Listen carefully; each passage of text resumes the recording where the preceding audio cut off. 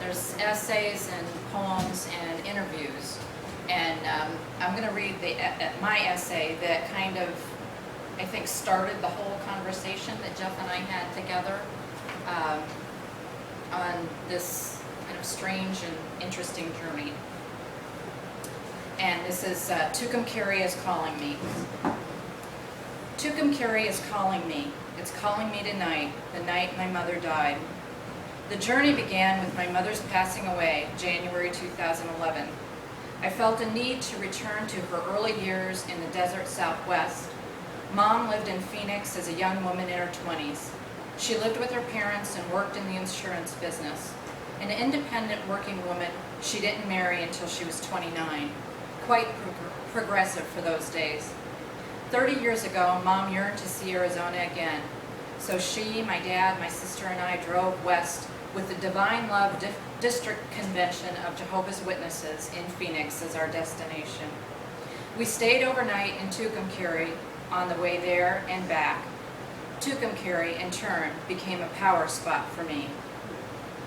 Last month, Mr. G and I took the trip, sticking to Route 66 as much as possible, just as I did with my family minus my brothers in 1980. In Tucumcari, we looked for the 2 motels that I'd stayed in then. The Lasso was a real pit, as I remember. Years later, I would write about it in a poem set in Cleveland. I still recall the signs in wood frames screwed to the walls asking not to steal the television. The shower in the Lasso was worrisome. It was so stained and dirty that I was certain I'd be slimier after taking a shower than I already was from the day's ride through Texas with the sun pouring through the window and the stream of air conditioning blocked by my dad's head.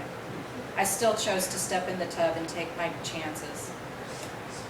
On the return trip, we had stayed at a place called the Rafter S. It was surprisingly nice, set up as 2 rooms separated by a wall with a wood-trimmed open doorway. There were no wood-frame signs. My sister and I stayed on one side while our parents occupied the other. This suite offered a kind of privacy and was clean, truly sweet. Mr. G and I found the spot where the Lasso once stood. The neon sign remained, but the building was gone. There was no sign of the Rafter S. It's odd that the nicer of the 2 motels left no evidence of ever having existed, like I had dreamt it in the heat. I discovered later that the Rafter S was formerly the Circle S motel, but it is now a traveler's motor inn after the original building was demolished. When Mr. G and I flew out a few weeks later, it seemed everything else was gone too, including the call. The Odeon Theater was smaller than I imagined. The carpet runner was worn and the concrete aisle sticky. That was the situation. Ramon gave us the full tour of the historic theater that maintained some of its original beauty. After surveying the auditorium, we climbed the stairway labyrinth to check out the roof and make our expected approval sounds or tisk-tisk concerns. When we arrived at the ladder, I declined to continue. I was wearing heels and thought it best not to try to maneuver the unlit wooden path beyond the staircase. As I waited for the 2 men to return, I wandered around backstage for a moment and rested on a step. There was a tangle of old pipes and wires behind the screen that looked like the original materials. The theater had been built in 1935 and built to last. These pipes looked like they had outlasted Rome. When the men arrived downstairs, we walked to the other side of the stage to see the basement, another tangle of pipe and wire. This is where Ramon kept the inventory of candy and popcorn during the winter months. It was difficult to accept that food was stored in an unfinished, dirty basement, but Ramon had to keep it under lock and key for fear of the young employees helping themselves to it. We ended the tour at the office where Ramon showed Mr. G and me the financial records with a couple of months missing. The logs were handwritten on ledger paper. Ramon invited us back to watch the movie that evening and learn from his young projectionist how to set up the film on the large reels for showing. Mr. G and I left to talk things over and sample the local menu. We ordered huevos rancheros at a Mexican restaurant around the corner and drank in the situation. That evening, the red glow of neon read Odeon above the marquee and extended the red sunset over the white stucco building. I'm not sure what had changed, but I could see the town clearly now. Its shells of buildings, once glamorous and stately, had been gutted by questionable multiple fires. There was no downtown, only ruins, and not the tourist type, just ruins. There was no hope for this place, and as much as I wanted Mr. G and me to be its savior, I could only feel the weight of the ruins. Tucumcari cannot recover from this anytime soon, I thought, and I don't have enough time left to see that happen. So maybe it's another town, or maybe not New Mexico at all, but I still feel I am being summoned to find my real mother. Tucson is calling me now, and maybe that was the call all along. That's where my mom's heart was from the beginning, the heart she had before she became the woman I knew. There is a certain similarity between Tucumcari and Tucson, not just that they begin with the same 3 letters, but I get the feeling that Tucumcari is more the way Tucson used to be. It took another trip and a few $100s that weren't mine to realize it, and I'm sorry for that. On our first trip, Mr. G and I walked through Old Town in Albuquerque. I bought an anthology of New Mexico poets at a charming bookstore and read fellow Illinois native Ana Castillo's poem first. I am a godless woman who prays for you. Además de pelón, te regalo estos versos. To wish you light, to find your way, and sometime soon, if you like, back to me, back to me. I'd written poems and prose about my mother, a gift of verses. She thought me a godless woman ever since I left her faith. There was much to write about since I was angry that she died without me saying goodbye in person, sorry that I hadn't asked her more questions, and relieved that I no longer had to explain my decisions. What I did have was the painting, an acrylic Mom painted when she lived in Phoenix more than 60 years ago. The Pueblo woman, grinding corn into meal, the painting I longed to escape into. It represents a life that would have been or could be if only Mom had found the courage to be herself. Also remaining are black and white images of my mom and dad and my mom's parents in happier times, kept between clear plastic and boxes for keepsake, a woman wearing hoop earrings and shorts that were so short I wouldn't have been allowed to wear them, pictures of my mom with her 23-inch waist before my siblings and me, my mom before she became known as Sister Collins within the Organization of Jehovah's Witnesses. This is the woman I want to know, the woman with wonder in her eyes, confidence without conceit, and most of all, hope for the future. It's hard to believe this woman is the same woman who inhabited the body of the woman I knew, and so I cannot help but follow the call.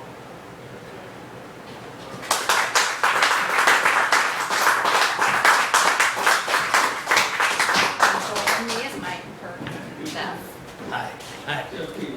Just a preview of the crazy, sick shit to come. Hey, listen, I might be the only one that can't hear. I can't hear. It's the fan. It's the fan, I know. But I mean, it's like, if you all can hear, that's cool. But if you can't, man, there's all kinds of soft chair space up here. You know, if you want to come forward. Because, man, yeah, it's hard. Man, it's just too much rock and roll, you know. You always think it's other people. Huh? I cut off the back fan. Oh no, man, because we need the circulation. Yeah, that's cool. Okay, I just want to. We're going to do a little thing here. This is going to kind of explain a little bit about like how the book even came into being, because we were talking about collaborating on something having to do with our trips last year to the Southwest, and but we didn't know how to like get into it, find a way that had any juice, and so it just came up, and so this will explain that. But there's two operative quotes that are in the front of the book that I just want to kind of like lay on you because they're kind of like they kind of like shed some light on what we're doing. There's a quote by Andre Dubus III, short story writer. and a novelist. He wrote what did he write? He wrote The House of Sand and Fog, right? He's got a quote in the New York Times June this year. It goes like this: "What he joins is a long line of men through the ages who are trying to find out just where they belong." Andre Dubas. He was talking about Ford's. What's Ford's first name? The novelist. No, not John. Something Ford. What'd you say? He wrote Rock Springs and the sports writer. Well, anyway, he was writing a review of Ford's latest book called Montana. Here's another quote: 8 of 10 Americans will have once spent a night in Tucumcari. And we marked it down, Tucumcari Chamber of Commerce, but that's not true. We don't know even if that figure is true. We just threw it in there. 8 and 10. I think it's true though. I think it was true before Route 40 was Yeah. constructed, and people would go up Route 66 to go across the country. Yeah. And they have a thing going on now in Tucumcari. If you're taking a road trip on 40/66, 66 is the boulevard that runs right through the town, and it's all motels, coffee shops, and I just got to tell you that they have a campaign going on called, like, what is it? Spend a night in Tucumcari. Tucumcari tonight? Tucumcari tonight, meaning like let's drive like a bat out of hell so we can get to Tucumcari before we, crash. Okay. So we decided to do this book in interviews where we interviewed each other. And they really don't read like interviews so much. They more read like dialogues. But I like the word interview, where we have, 2 separate views coming and overlapping. And this first one's called Negotiating the Past. And there's only 2 voices, and we're it. Oh, here. We were talking about what we thought this book was, when the book isn't about anything. We call it Tucumcari because that was the idea that drove us cross-country last year. We said the reason for going was to buy a movie theater. But it turns out that after 2 trips to the Southwest, we're not going to purchase a theater. We're not going to move to Tucumcari. We're not going to move to Pie Town or Las Cruces or any of those other places. Instead, we came back. And now have to look at this thing we did. This journey into understanding. It seems our affair has inspired the journey in order to plummet deeper and to, I guess, exercise spirits of the past. Maybe not exercise them, but to converse with them in a safer, benign way. Now, essentially, it's the saga of families in transition. Families in a migration mode involving the secret lives of their members. And that things change so that we could go on, inheritors of family secrets, I suppose. Part of our stories overlap at the same period, I think because you and your family were planning to migrate to California in '56, and it was '57 when my parents and grandparents had to get out of Arizona. So it was about the same time that our lives changed, and that neither of us would grow up out west. What you said reminded me of something. Do you make it clear in what you wrote? Because I don't recall. Do you tell the story about your family's decision to move back to Illinois? No, I don't think I do. And I do need to do that. And make it clear it really wasn't their decision, but the judge's. Well, I guess it was my mom and dad's decision to move back with my grandparents when the scandal broke. By this time, were your grandparents starting to become enfeebled? Or were they still very vital? Very vital. Remember, the reason they had to leave was because Grandpa had molested children and was ordered to leave Arizona and never come back. With a story like that, I suspect the family cloaked it in all kinds of secrecy. So as a child, did you ever have a chance to ask questions and get satisfying answers? Well, I didn't know what the reason was. It was all a secret. I had no idea until I was 15 or 16 that that was why they had to move from Arizona. And the way you explained it before was that your mother, till the day she died, her story was that her father was innocent. Well, not exactly innocent, but that he really wasn't to blame because the family of the children had pornography. And if the family hadn't had a Playboy or some kind of pornography, I don't know if the father read the magazines or what, but that's what she blamed. If Grandpa had not looked at those magazines, then he would never have molested those children. Whose family had the pornographic magazines? They were neighbors of my grandparents. Neighbors of your grandparents, who had a daughter. 2 children. I don't know if they were 2 girls or a boy and a girl. I think it was a boy and a girl. Which child made the charges? I don't know. So you don't know if he was charged with molesting a boy or a girl? It was both of the children. I see. So that family, the one with the 2 kids, they're the ones with the pornographic magazines. Right. They lived in an apartment that was next to my grandparents' apartment. And so your mother felt that these kids were especially excitable because of this pornography, and therefore projected that onto her father? It's my understanding that my grandfather looked at the pornographic magazines Let me get this straight. He went over to their apartment. and looked at it, and that's what it did it. It started with his seeing the magazines. I see. And your mother would sit there drinking coffee, look you in the eye, and tell you that story? Yeah, which was very rare, as we hardly ever talked about it, because to my mom, Grandpa could do no wrong. Did Grandpa ever talk to you about it? He died when I was only 2. So all you know about your grandfather is what you saw in pictures and heard in stories. Yeah, But you were really close to his wife. yeah, with my mother's mom. Did you ever talk to her about this? No, never.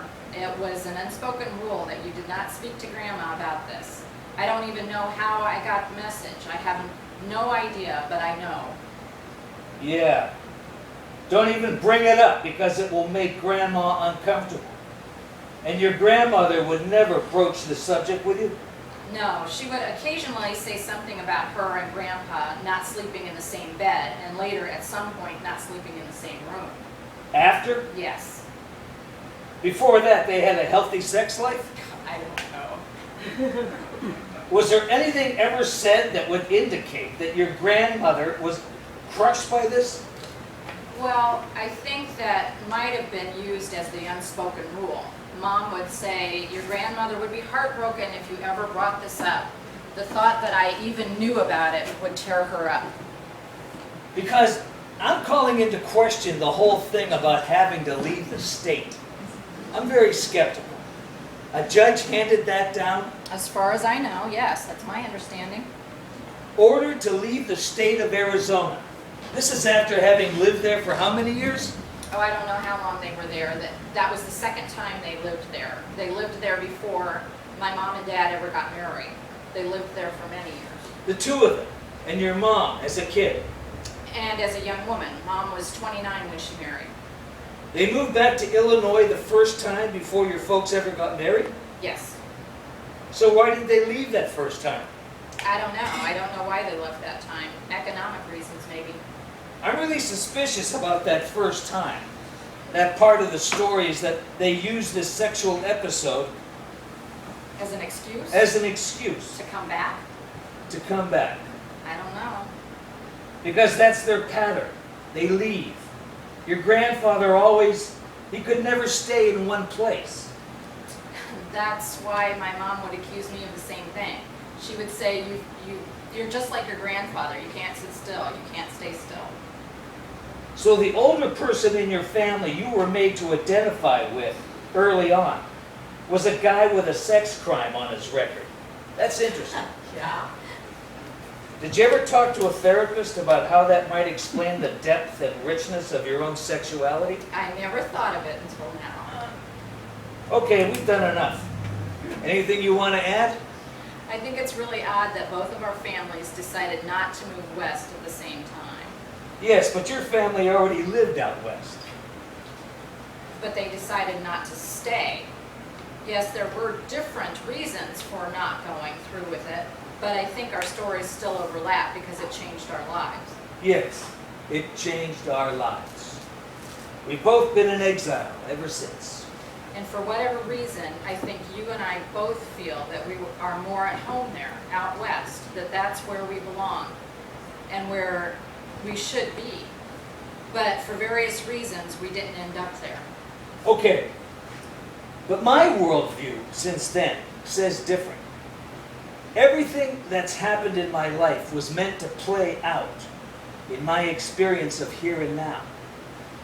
So I got ripped out of becoming a West Coast kid that grows up, goes to school, and enters adult life. I embrace the fact of it. I guess I do. Maybe I still hold out against it. But I subscribe to the view that says everything that happens, even though it runs counter to the script, the family script, all of it went ahead to shape me, to form me. Oh yeah, I see that, but I also see that, I mean, you're saying this was destined to happen? That it was supposed to happen? Yes. Because even if you approach it, never mind metaphysically or religiously, but in literary terms, it asserts that plot spins out of character.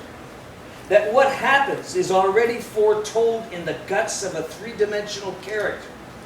You can almost smell it on the first page what happens next because of some capability, something you see in that character. And if you had met my mother, you would have sensed that something stark, radical, and painful was in her future, and that she would soon be dragged from paradise, screaming as she took the first step over the threshold. We're going to take a break. Okay.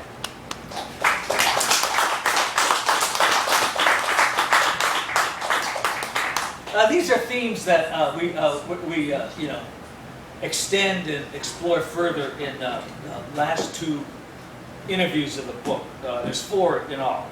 And then the book comprises Megan's opening essay, an introduction, Megan's opening essay, and then some poems of mine called Motel Notes that were written or composed mostly on the trip, staying in motels, in transit. So this second interview is called That California Trip. It's a reference to Bobby Troop. He wrote a song and recorded it back in the 50s, and Nat King Cole had a hit with it called, Route 66, Get Your Kicks on Route 66. And so if you're planning to take that California trip, it's like, that's what that's, okay. Yeah. Get your kicks. Yeah, now on we can't get it out of our heads. 66. That summer I was 9 and would not turn 10 until the fall. I suspect you've heard this before, but I'm going to tell it as deliberately as I can. It begins in 1955 with Jack, my grandfather, driving from Erie, PA to Los Angeles to be reunited with his sister, Nova.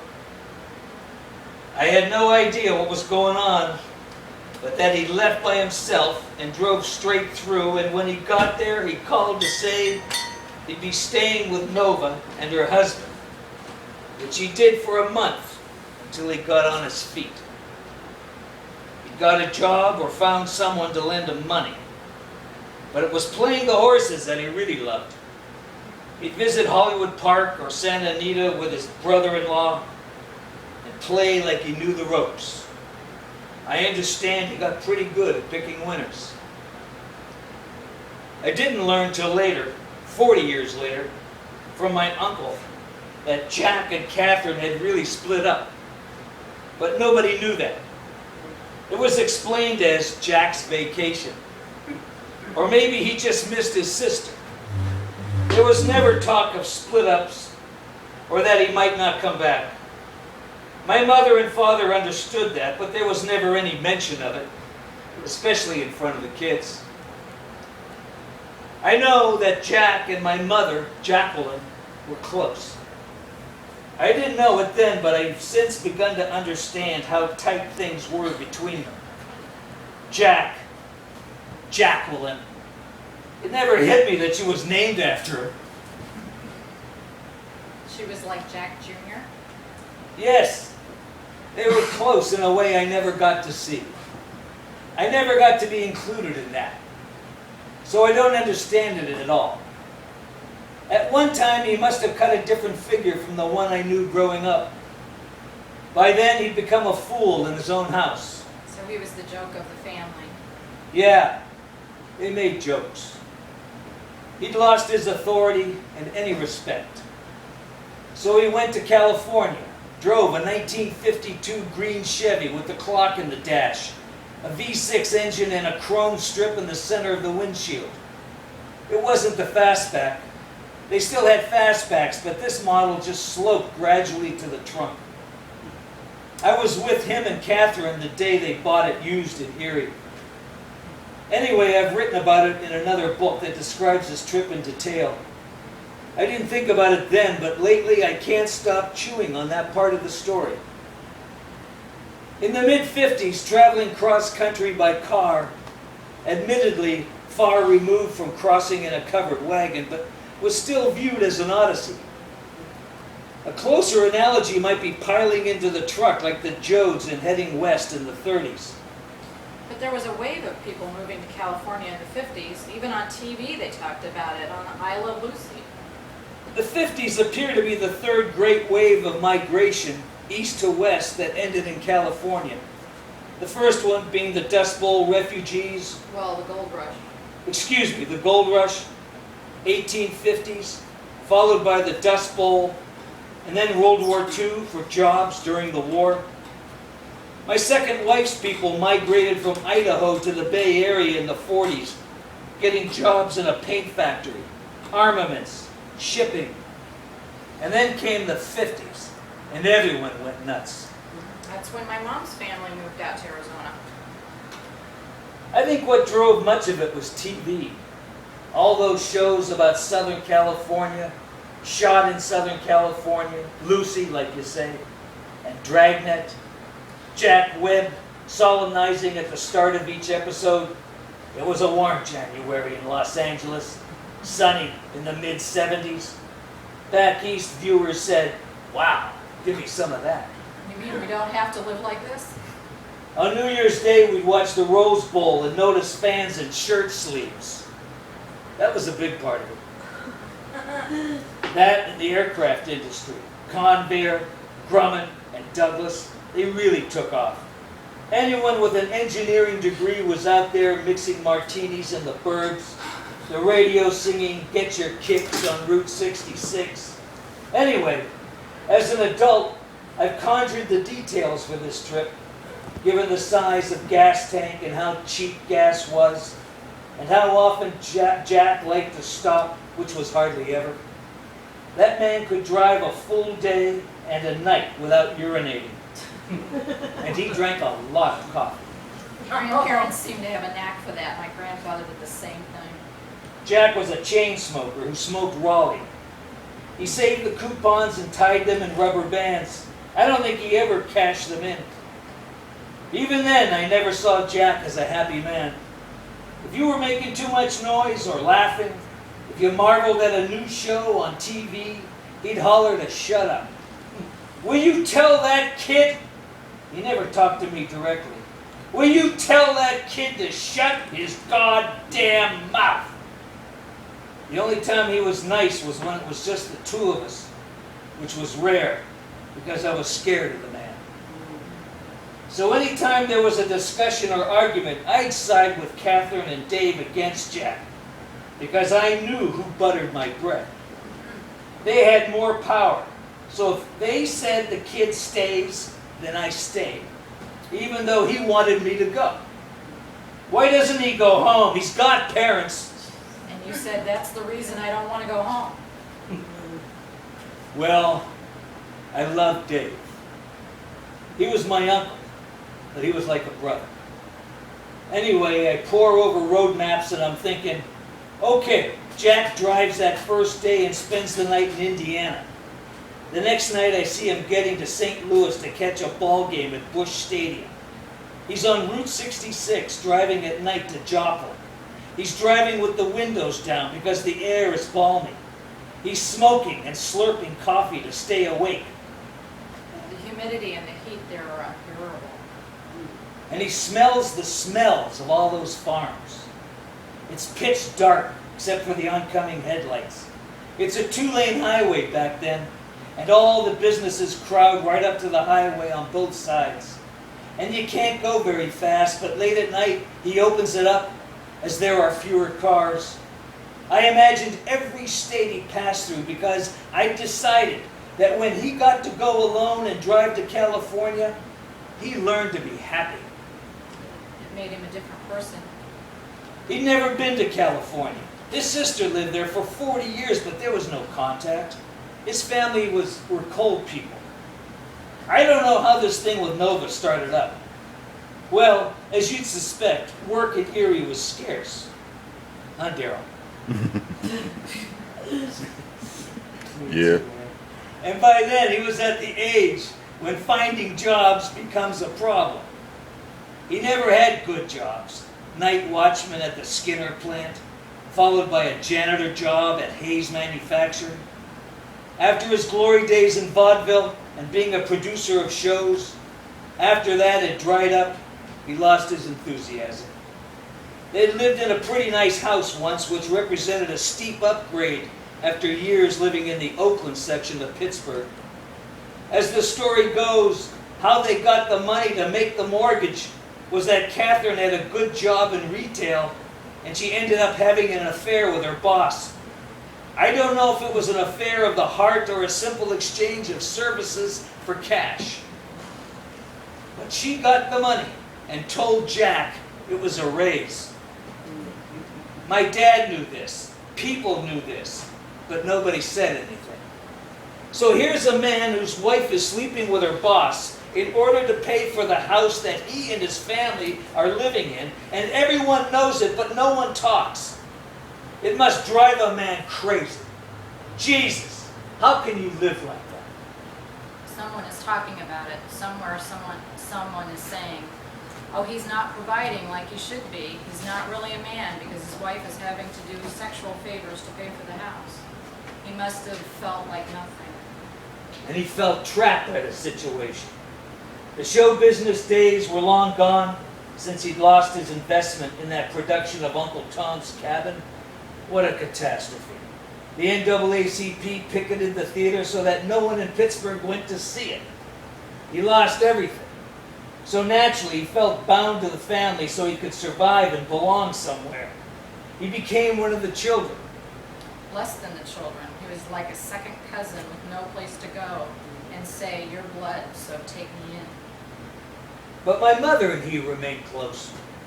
Well, she was tight with her mother, too. Her mother tried to be young like her daughter. She tried to compete for attention and self-importance when they'd go out for lunch and shop for clothes together. Catherine would take her cues for what to buy from Jacqueline. Mother and daughter were best friends. They didn't have matching outfits, did they? No, I don't believe the shit got that deep. But I think they would have if Catherine had got her way. Catherine wanted to climb down inside of Jackie and... Live through her? Yeah. So my dad put up with a lot of drama in the mix, always having to take the mother into account in his decisions. Well, that's the background. So it's a leap to try to view Jack as happy, joyous, and free, driving with his elbow out the window at night with the weak scented air filling the car, while he fires up a Raleigh with the radio tuned to a ball game that breaks into static as lightning shoots across the sky. Whenever I'm behind the wheel and I'm moving like that over distance, I am Jack. I am inside the man, I recall Dad always calling him a loser, a wasted life, blah, blah. And the more he talked, the more I identified with Jack. So that in the end, I accepted his failure as my own. Now I'm writing fiction. I don't know what happened. Jack arrived and hung out at the track, and he called Catherine and asked her to send money. Anyway, he ended up with enough to make a down payment on a house. In LA, you could put down $3,000 and buy a home. So he did, and he went to some lengths to get it because life with his sister had become intolerable. I had that confirmed when Uncle Dave hitched out 2 years after Jack died, when he had to sleep on the floor and was forbidden to open the refrigerator. Even though he was living there and paying what he could, he was forbidden to take food from the refrigerator. He was expected to be there for every meal, and if he didn't get enough to eat, fuck off. So Jack bought a house in Pasadena, 510 North Hollister, a 2-bedroom bungalow with a tiny backyard and a garage in an alley. Orange trees and eucalyptus everywhere, great wide streets and palm trees, real quiet. Not like Erie, not like the East, but stately. Hardly ever saw neighbors outside. All the kids went to playgrounds. The promised land, baby. Jack was there a few months by himself, being happy. Well, you can only deal with happiness for just so long. Then he called up and said to Catherine, "Come on out." She said, "Are you sure, Jack?" And he goes, "Yeah, I'm sure. Come on out." No, tell me, are you really sure?" Yeah, I'm real sure. Come on out." And she said, "Okay, I'll come out."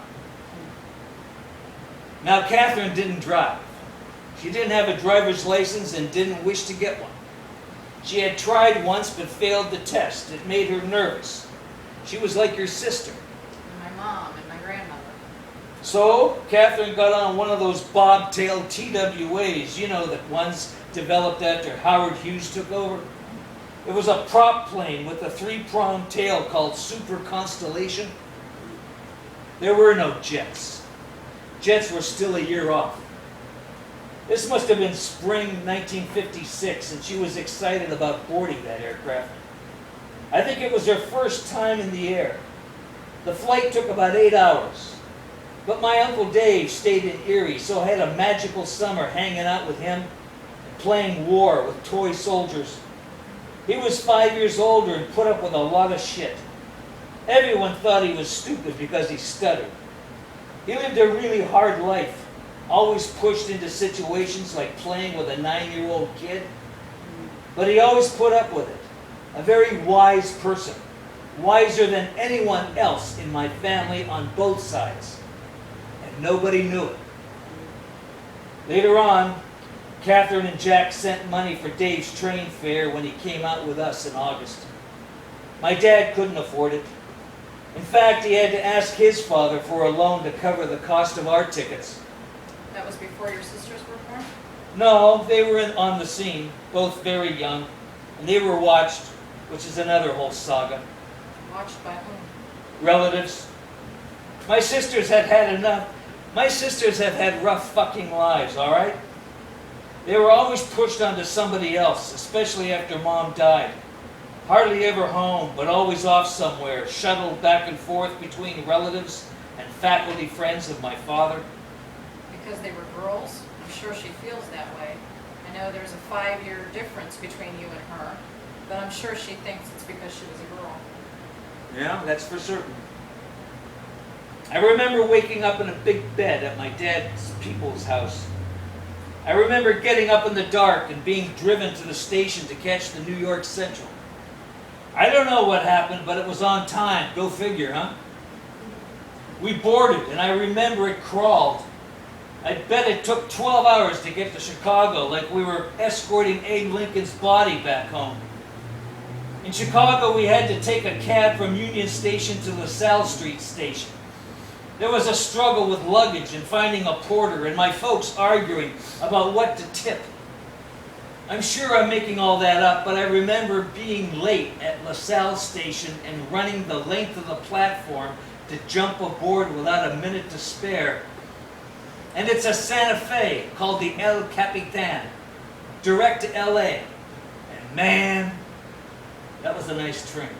A bright, shiny stainless steel and glass bullet where you're perched high in the club car and everything's clean and the conductor's real sharp.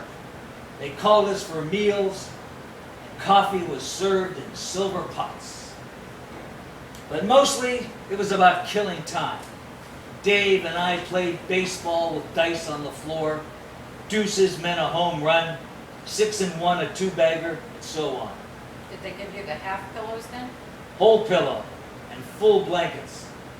I remember stopping in Arizona and the Navajo coming aboard selling their crafts. I'd watch them and wonder where the hell, and they'd disappear. They weren't driving, where the hell did they go? You could see forever, but there was no sign of them. Where did these people go? Did they just walk over that rock? They are the rock. People of the rock. And someone shook me awake. Okay, get ready. San Bernardino, 5 minutes. The sun's still behind the mountains. Outside it's gray, desert gray. I remember flying by as we picked up speed. And I could feel the heat already. We rolled into Pasadena that morning, a perfect sky like crystal. We stood on the platform and searched the faces for Jack and Catherine, and suddenly they were there.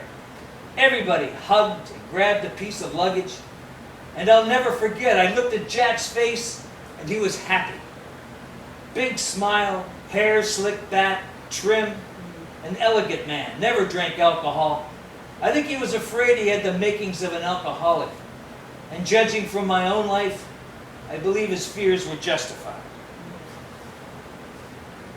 They drove us home and fed us and let us nap. But I was ready. Okay, I said, what's on for today? Where are we going? So Dave takes me for a walk and explains that these are adults and they get tired.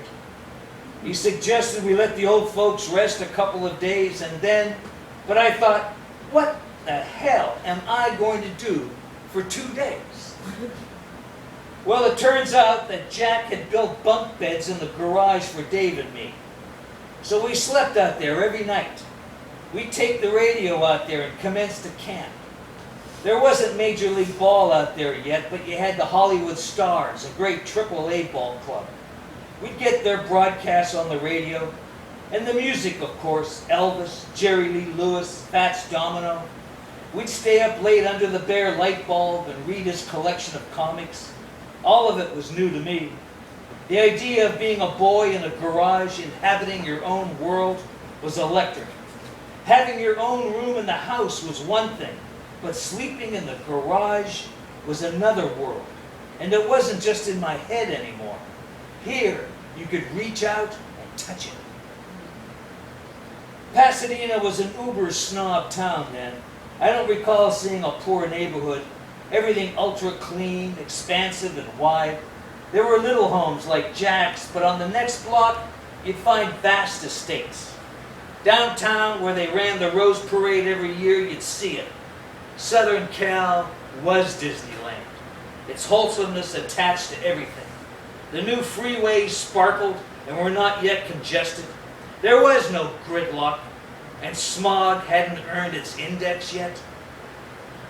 You know that kind of psychology that comes with aerospace engineers and flight people?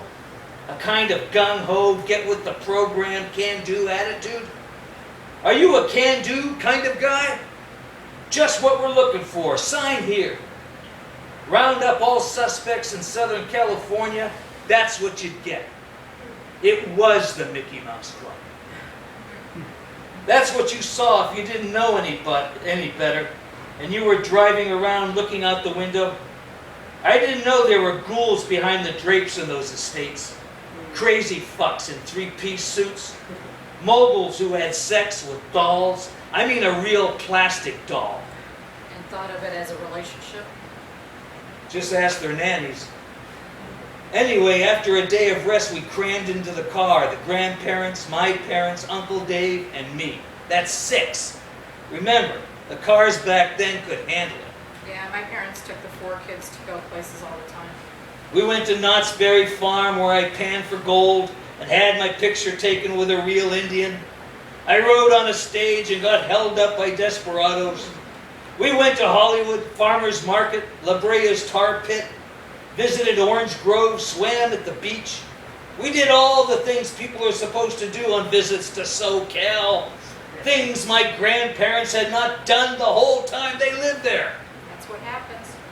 You just get into a life and don't go anywhere. So all the things we saw were for the first time for them too. So they experienced their home as a tourist. Yeah, that's good. Let me write that down. Experience their home as a tourist. Don't forget I said that. Okay. Footnote 2. See Megan Collins. I'll take it.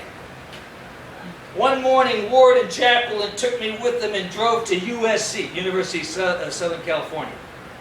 Dressed in a suit, he walked into the foreign language department stone cold without an appointment and came out an hour later with the position of department chair if he wanted it. He got in the car, loosened his tie, and said he'd got the job. You could still do that in those days. Mom was beaming. I still remember what she had on. A black sleeveless top with a close collar, very sheer, and this black and white checkerboard skirt that flared to mid-calf. Heels, of course. Very 50s. She was stunning, and she was already sick. In fact, that was the deal. Ward would have never looked for work if the doctor hadn't told him, "Your wife is sick. It's her lungs." And she'd be better off out there. In a drier climate, blah, blah, blah. Warm weather, yeah. So that impressed him, and he said, "Okay, we got to make this move." Throw in the fact that Jack and Catherine had already moved out there. Then he walks into this university, gets the job at about 12 times the salary he was making in Erie, and it sounds like orders down from Sinai. Later, the 6 of us drove to Tijuana. We got a motel on the American side, then crossed the border. Ward explained in Spanish to the guard, but we still had to get out while they searched everything. Dad said the guard didn't know his own language, and that cracked everybody up. That day I bought Mexican jumping beans and a wallet. I remember jumping beans were a big deal. No maracas? No maracas, no cigar.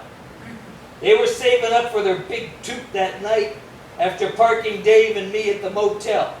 They drank tequila at the longest bar in the world, they said. Today, if that same motel were still in business, I wouldn't leave my daughter there with a .44 Magnum and a machete. That is a very treacherous part of the world, mija. And I mean the American side. The next day we visited the University of San Diego.